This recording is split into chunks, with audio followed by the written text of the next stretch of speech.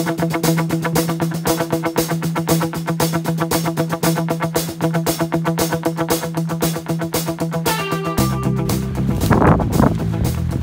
do you ring up?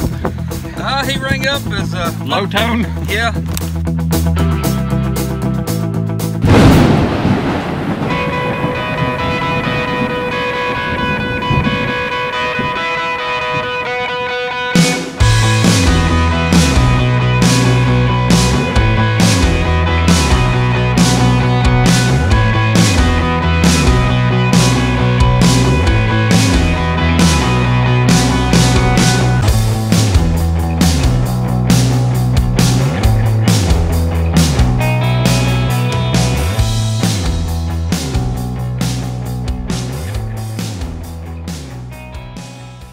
Hey guys, welcome to another episode of Digging with Seven and Tennessee Jeff. We got a special show this week. We had a couple of friends come, Jeff Ford from Missouri, Wes Stringer from Arkansas. They came for a photo shoot on a magazine article that I'm working for American Digger magazine of the great silver hoard find that they found out in Missouri, so be looking for that. While they were here, Jeff found us a Civil War site to go and hunt. One that Jeff and I had never hunted, and we found a lot of stuff, everything from a live snake to Civil War bullets and other relics. So it's a good hunt. One disclaimer here though, the wind was blowing up to 45 miles an hour this day, so we do have a lot of wind noise. Nothing that we could do about that, so we apologize. But also, this is the Jeff Ford show. I tell you, he cleaned up today. There's Wes right there. We got a lot of wind here today at this spot. We're not finding much, but Jeff said he's got a little something up here. I was hoping to find where they unloaded the gun. I got a couple of little pistol balls.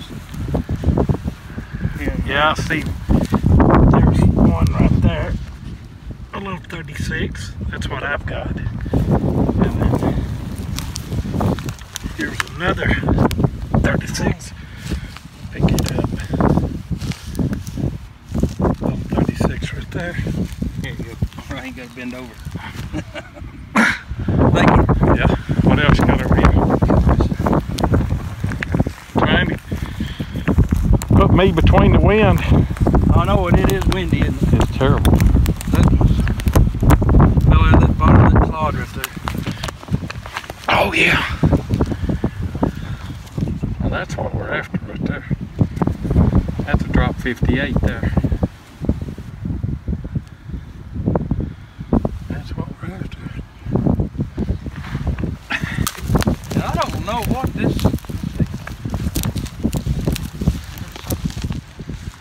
No, that's what I just dug. Okay. Right here. It's over here. It's kind of odd. It's a piece of lead. What do you think that is? Maybe they made a pencil out of it and then just twisted it around. I don't know. This and one more is two of them I've seen. I don't know, Jeff. Yeah, right there. It's seen its better day. But I'm gonna try to get it out of the wind if I can. It's so windy over there. Break that motor unit out. And there you go. Nice little J hook here in Tennessee. That's what you said you wanted. That's what I said I wanted, and I got it. So I'm tickled to death with that. What are we going to say we want, Wes? We want a You want plate. a gold coin, Wes? Yeah, a gold coin and a plate. I'd settle for a I am tickled. All right, cool. For a flying Keep eagle. going. Yeah, I'd settle for a flying eagle. What'd you find? A couple of 36s and a 58. And then, Did you find a 58? Good job. Character. Character. Boy, that's what it's got. Look at that rascal, man. That is pretty. It is nice. Look at that. That is Ideal shape. perfect, perfect, perfect. Here he comes. Mr. Perfection. yeah, I tried to get your attention, but you can't hear. I can't hear it. Winds are blowing at 43 knots. I don't even know what knots are. Well, that's what you're tying a string. That's what I'm gonna pop on Jeff's. Or a rope. Pop on Jeff's head if he keeps finding all my J hooks. Yeah. Well, it's a pretty one. That is. Shut up. Shut up. We don't care how pretty it is. Mine's beautiful. Mine's like a Van Gogh. Yeah. A Van Gogh. Yours has got character. It does. It's a. See, a Confederate soldier ripped it off his back. There's That's what it West was. down there. That's what it was. Probably fighting a bear or something. Yeah. All right, I'm gonna go find some more. And no more camp lead. That's what I've been finding. Check this out right here. What do you ring up? He rang up as a Low tone? Yeah. Yes, there. It's a smile for the camera. There you go, Bubba. Baby black snake. Is that what it is, black snake? Ah. Chicken snake, I think. Yeah.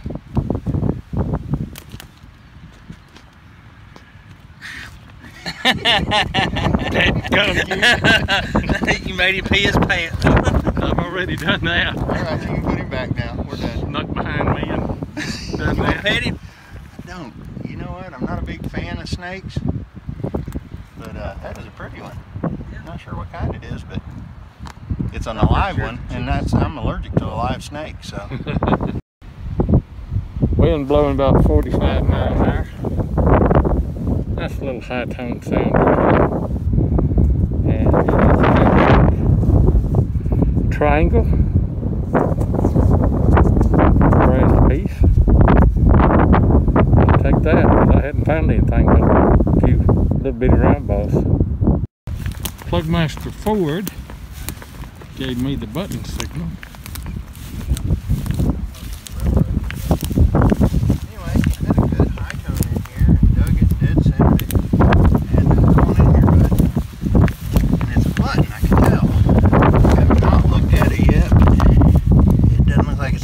Good shape. It is. Oh, you see the shank on the back, but I don't know what it is. Let me hit it with the brush real quick and I'll show you.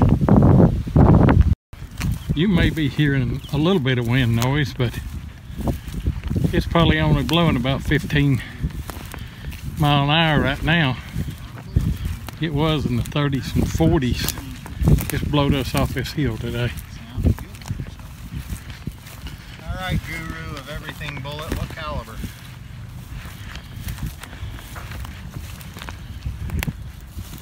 Oh! Oops. I got it. I can find it. I got a metal detector.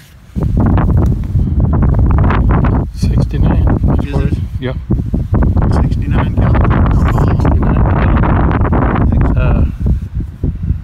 They would take that. In fact, well, I thought you could see the little dimples where the 3 buck balls go. You can look at it. 331 caliber buck balls with that. Cool. Well, excellent. We'll see if we can get some more.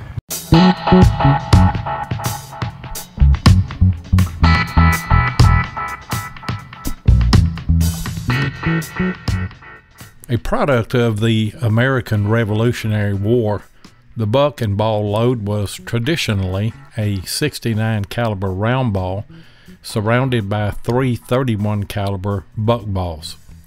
It was designed for maximum knockdown power at close range, but this load also had a psychological effect on the enemy.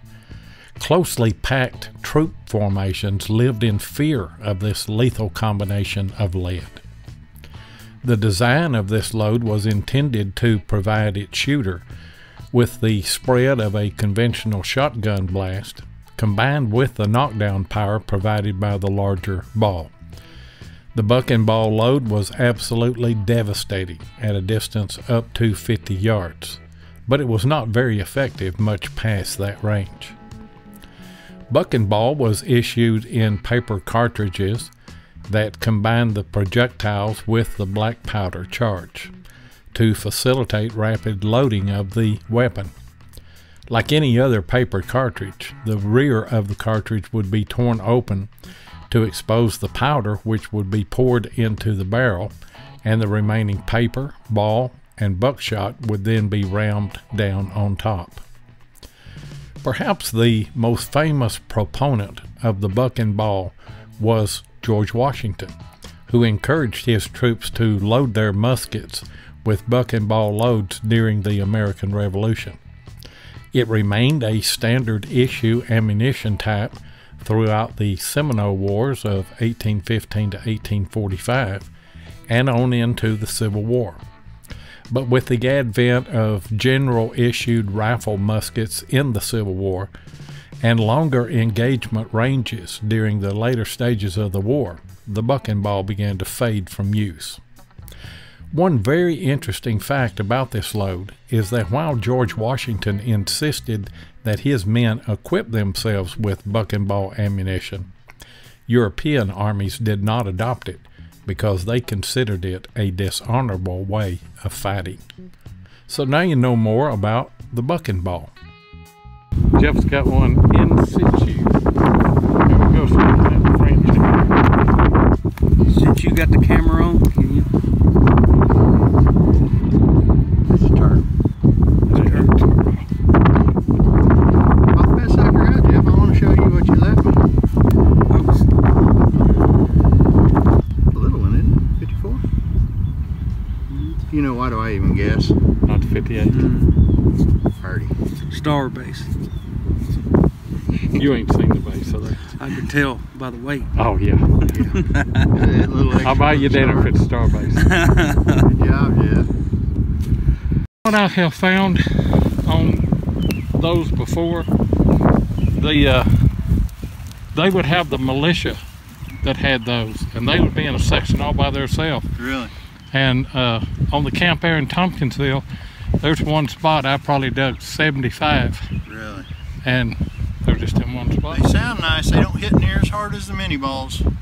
You know, I mean, as far as they're a lot smoother, a lot quieter. And dust coming out of there. Did you tell them about Wes? No. We got a surprise for you here in a little bit. Yeah. Wes just dug him a bucket lister, big time. I'm so happy. And you know, for him. you and I were talking that they needed to go where Wes would have a better chance at that part of the farm. I don't think he was expecting that, though. No, I don't think so either. We'll get to it in a moment.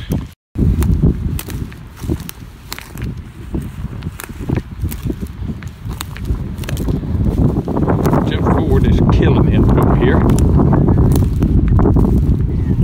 Finally fished it out. Look, guys, I think it's full. Sitting right there. You see it? Just got down to it. Not sure what it is. Hoping it to be at least an Indian. Oh man, I can't tell. I'm gonna have to toothpick it, I think. I got one. Yeah, I got one too. Let me toothpick it real quick and we'll come back. Well, Jeff's got a turtle. Got turtle. Big Jeff. We got Big Jeff and Little Jeff. Which one's which? Well, which way you measure it? Vertical or horizontal? We're the big J's. Big J's. Big J. You got a fired infield? Yeah, I believe so. Sweet. I got turtle. Man, look at that. It don't come out like that often. Most times it's point out. Hold on a minute. It's a star base. Yeah, no, it's not. It's triangle, French triangle base. Okay. Look at that. Put that in your pouch. Oh man, that's beautiful. That is beautiful. That is beautiful right there. That's Italian. You think so? I have no clue. I don't think so. But look, I held out on you. I busted another one a while ago. Well, you've got 3.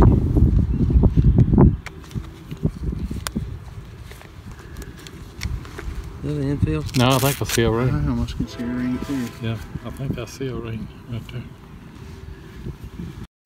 Well, I pulled his bullet out and I wasn't filming. But it's the Plugmaster Ford show. He said that's 2 inches right there. That's 2 inches is all it was. That makes you, what, about 4 bullets now? 4, yeah, I got that little pistol bullet too. Big bullets. Yeah. 4 Big Daddy bullets. Sweet. And a wheat penny. And a wheat penny. I got a memorial. You know, whenever you have somebody come and hunt with you, a guest and what have you, you always want them to have a good hunt, and Jeff Ford certainly had that. But we wanted that for Wes as well. So about halfway through the day, Tennessee Jeff and Wes Stringer went to another part of the farm because Wes was using a CTX 3030 and we thought he might have a better chance over there. He finds a bucket list. Watch this. I did. Let's see here. You still got the shakes? A little bit. I think it's for the lack of water though. Check it out, guys. 1853 seated dime. That's a first for you. Extremely heavy. Does it have a mint mark? No mint. No mint. How'd that make you feel? I wish I'd have had that phone call recorded, I'll tell you that much. I never heard you, so you gave me goosebumps. I got goosed. Yeah, I got the chills. What'd you find, Jeff? Memorial. Sweet. 60s or 70s? 80s. Sweet. We're children of the 80s. I am anyway, so. All right, man, well, we're going to be plugging away. Bucket watch too. Oh, cool. No flat boats. No flat boats. All I found is just a bunch of lead. Dang it. There's a My part of cup it. I'm is tired. full. Well, he just keeps killing it right here. They're just coming to me. And they're sounding pretty good. Yeah, it was a little lighter than, you know, some of the other ones, but you know, I knew it was deep, and it wound up being about 9 inches. I just cut this one out, and it was right here at the bottom. Yeah. So, Well, good job. thank you, sir. I'm still looking for my first one. I finally got one right down in the bottom of the hole here. You can see it right there. We'll put it out in the sun. It's 58, it's been mashed. I'm gonna wait till Jeff Ford gets over here. Let him film it too. Probably would have happened, but it's another one. I'm happy with it. They hit by a plow, you think, on that side? Could have been. Could be carved. That's another one. It could have been. Could be carved. How deep was that one there? It was probably 8.5 inches. And you're killing it on bullets. I'm doing good with them. I can't find them for stopping and walking up here and filming yours. I'm running out of spots, and I don't know what I'm going to do. Well, Would you mind carrying them for me? I just pulled one from 10 inches, and it was kind of a quiet signal. But you can see I just popped her out, and it's laying right there. So, another 3-ringer. I have had a good lead day, wouldn't you say, buddy? yes, you have. That's good. You ought to be ashamed. I am just a little bit. You know, I might just have to buy dinner for everybody. You meant to do that. I'm glad that Wes has still got us all. I can't wait to see it. Yep. And we'll see. I hadn't told anyone yet. I haven't either, so. We'll see it show.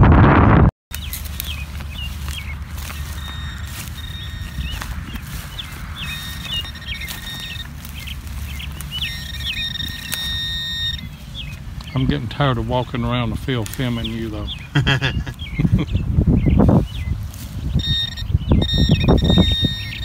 Oh, I see it. Dadgummit. Is that a burn sight? No. No. Another pretty.